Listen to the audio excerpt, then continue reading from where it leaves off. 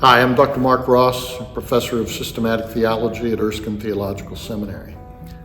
The Westminster Assembly, meeting in the early 1640s, thus the 17th century, was one of the most important gatherings of ministers and theologians in the history of the modern church. Its influence was amazing, and yet, for the purpose for which it was called, it failed utterly.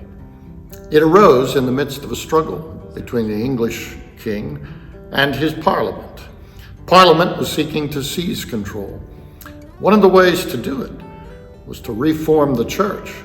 To modern ears, that sounds like a very odd way to gain political power in a land.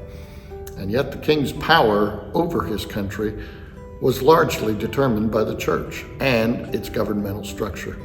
Parliament intended to totally abolish the episcopal structure of the Church of England and to replace it with a form of government that could be found in the New Testament, something lacking altogether the hierarchy that had existed in the Church of England up to that point in time. For the purpose for which the assembly was called, it would fail utterly.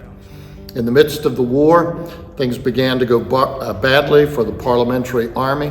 They sought reinforcements from Scotland. Scotland had its own reasons to go to war against the king. They had done so twice in the immediate preceding years.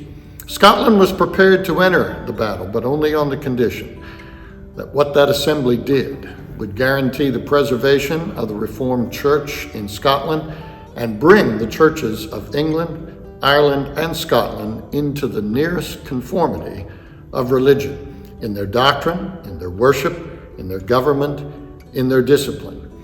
The documents that they produced would never achieve their purpose in England, but in the providence of God would prove to be influential throughout the modern period of church history.